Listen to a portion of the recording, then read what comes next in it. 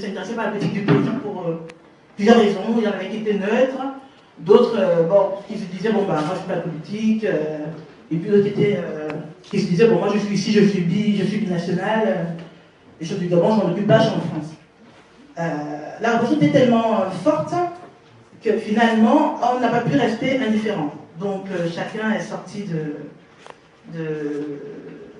de son silence. On a eu des tweets, on a eu des messages, on a dit voilà, on se retrouve à tel endroit, et ainsi de suite. On a commencé à se retrouver au niveau des quais, donc c'était dehors en plein air, pour organiser des manifestations, des marches, des choses comme ça. Et donc c'est comme ça que notre mouvement est né. Jusqu'ici, nous avons organisé 2 marches, un sit-in, des campagnes de photos pour sensibiliser le monde sur ce qui se passait au niveau du Gabon. Et donc, aujourd'hui, on a marché un peu partout, et au niveau de Bordeaux, on n'avait pas encore fait de conférence débat. Et c'est à la suite de ça qu'on s'est dit, bon, il faut peut-être donner notre dynamique, puisque maintenant notre mouvement, on peut faire des mouvements d'association, hein. Notre mouvement est désormais reconnu au niveau de la préfecture. Donc, on va vous informer de notre sortie. Donc, c'est notre première sortie officielle en lançant cette conférence débat. Donc, du coup, nous sommes quand même pour une première sortie. On a des intervenants très connus. Nous avons également des invités de marque. Je vais pas, c'est celle qui va lancer les sujets, mais c'était pour vous dire que Bordeaux, au niveau de Bordeaux, on est résistant, on existe. Il y a Bolo AGG, il y a également nous. Donc il ne faut pas confondre. Les plans d'action sont différents. Donc il ne faut pas que les Gabonais, pour ceux qui sont là, se demandent mais pourquoi une association, puisque le but n'est pas le même, les actions ne sont pas les mêmes. Donc on vous présente aujourd'hui officiellement la sortie d'un nouveau bébé dans le monde associatif de la Gironde, qui est RG33. Voilà, je vous remercie.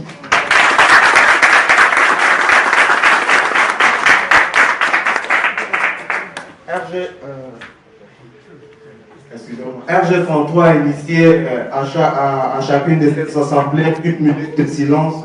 1 minute.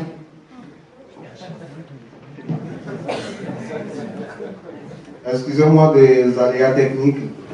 RG33, je disais, a initié à chacune de ces assemblées 1 minute de silence pour rendre hommage à nos compatriotes qui sont tombés sous le coup de la répression.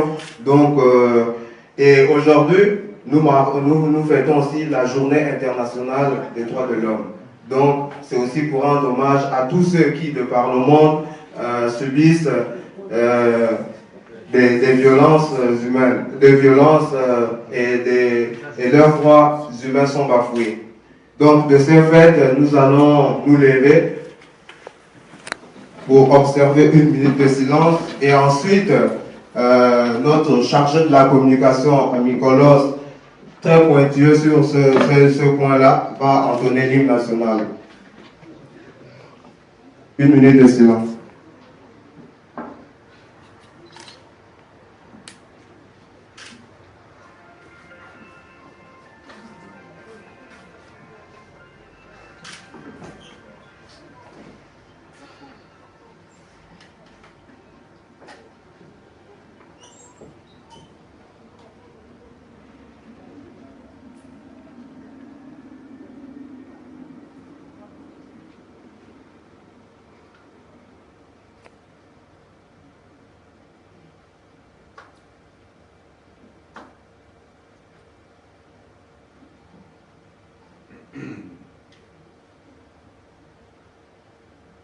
Unis dans la concorde et la fraternité, éveille-toi Gabon, une aurore se lève, encourage l'ardeur, qu'il vibre et nous soulève.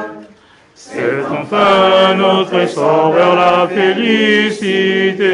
C'est enfin notre essor vers la félicité. Éblouissante et fière, le jour sublime monte, pourchassant à jamais l'injustice et la honte. Qu'il monte encore et calme nos alarmes, qu'il prône la vertu et rebousse les armes, unis dans la concorde et la fraternité. Éveille-toi, Gabon, une aurore se lève, encourage l'ardeur qui vibre et nous soulève. C'est enfin notre... Lorsque le peuple s'octroie le droit de croire, lorsque le peuple s'octroie le droit de croire, alors tout n'est plus qu'une question de temps. Lorsque le peuple s'octroie le droit de croire, alors tout n'est plus qu'une question de temps. Bien, merci.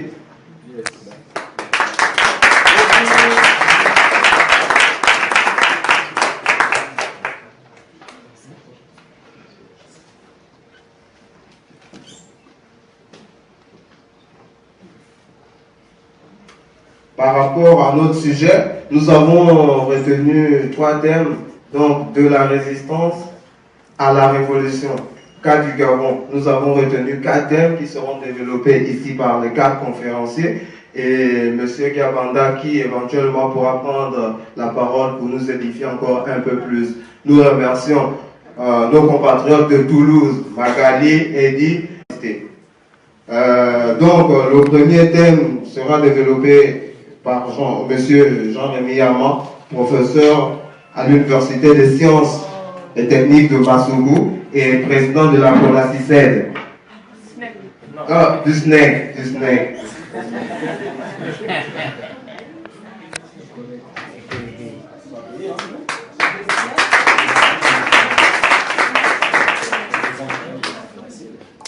Il aura pour thème indépendance, maturité, souveraineté du peuple, impact de la France des lobbies dans les présidentielles. Donc ce terme, évidemment, fait office aux réseaux un peu mafieux comme la France-Afrique et les autres réseaux obscurs, impérialistes. Donc nous passons la parole à M. Yama.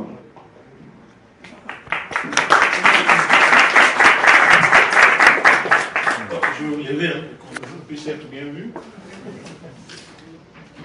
Et en tant qu'enseignant, alors donc je crois qu'on a 20 minutes, hein, c'est ça, non? Il faut respecter le temps. Voilà. Alors, au niveau de la présentation, je pense que je vous ai dit que j'étais enseignant, ça c'est clair, et que j'ai commencé très tôt dans le mouvement associatif. Je suis président du syndicat national des enseignants et chercheurs, le SNEC. Donc, depuis 2002. Et en 2015, nous avons créé, quand vous parlez de dynamique, c'est une très bonne chose, nous avons créé en 2015, avec plusieurs organisations syndicales, la Confédération syndicale dynamique unitaire. Donc si vous entendez parler de dynamique unitaire, en 2015, les grèves de 2015, la mise en place du nouveau système de rémunération des fonctionnaires, de ceux qui vont rentrer, eh bien, c'est la dynamique qui a l'origine. Et en 2016, par rapport aux élections présidentielles, Dynamique unitaire et d'autres organisations de la société civile ont créé le mouvement citoyen, les témoins actifs. Je ne sais pas si vous avez entendu parler, témoins actifs. Et je pense que mon séjour en prison tire ses origines de ce mouvement en réalité. Parce que les témoins actifs que nous avons créés, à l'époque bien sûr, avaient pour objectif de veiller au bon déroulement du scrutin pour que le président sorti des urnes soit celui qui préside aux destinées de notre pays. Notre objectif, donc, c'était d'être témoin de notre histoire, de nos élections, c'est-à-dire être présent dans tous les bureaux de vote. C'est le caractère témoin. Et actif, c'est de dire, ben, si pas comme on voit, si celui qui préside aux destinées, enfin celui qui a gagné, n'est pas celui que les institutions auraient choisi, alors nous devenons actifs sur le terrain, c'est-à-dire nous posons des actes pour que le président élu soit celui qui préside aux destinées. Et donc nos interventions devaient se faire avant, pendant et après le processus électoral. Avant le processus électoral, le 1er juin 2016, nous avions annoncé nos couleurs en contestant déjà la candidature d'Ali qui ne remplissait pas les conditions de l'article 10 de notre Constitution.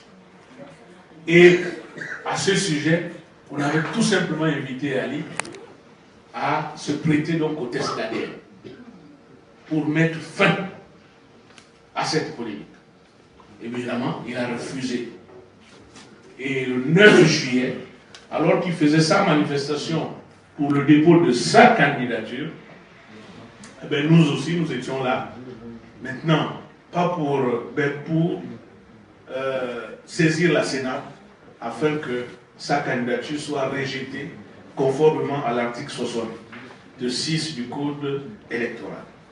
Et c'est ce 9 juillet que j'ai été arrêté avec 2 autres syndicalistes de Dynamique Unitaire. Dynamique Unitaire a connu 4 arrestations de ses responsables depuis la crise post-électorale. Donc M. Yama, M. Koumba Sirlin et Madame Kogé Sirvingbot. Donc voilà le docteur que vous connaissez bien, qui a passé 9 jours au B2, et le dernier, Roger Ondo Abesso. Donc voilà un peu, s'agissant du mouvement associatif, syndical et citoyen. Et donc quand je vais repartir, eh bien, aujourd'hui, enfin, les témoins actifs ne sont pas morts. Nous allons continuer à être actifs, conformément à notre charte. Et aujourd'hui, en fait, je dirais que j'interviens plus en tant que coordonnateur du mouvement des témoins actifs que autre chose. Parce que ce sont les témoins actifs qui sont en plein dans l'élection. Alors, par rapport au thème que vous avez choisi, c'est vrai c'est un très bon thème. Mais je crains qu'en 20 minutes, on va aller à l'essentiel. En 20 minutes, ça ne va pas être évident. Mais, enseignant que je suis, j'espère que je serai à la hauteur du résumé qui pourra être fait sur cette question. Alors, la maturité du peuple, oui. Le peuple gabonais est mature, depuis même les années 60. Je pense que s'il n'y avait pas eu la parenthèse, je dis bien la parenthèse, de 68, 67, 68 à 90, avec le parti unique, parce que les années 60 jusqu'aux années 64, 65, jusqu'à 67, vraiment le débat politique s'était bien installé au Gabon. Malheureusement, le PDG est venu mettre la parenthèse de 68 jusqu'à la conférence nationale de 90, avec le parti unique. Je ne dirais pas qu'on a reculé, mais on a marqué un pas d'arrêt et on n'a plus évolué. Donc, à l'issue de cette conférence nationale, on a vu près de 75 partis politiques et associations politiques se créer. Ça allait dans tous les sens, c'était l'euphorie.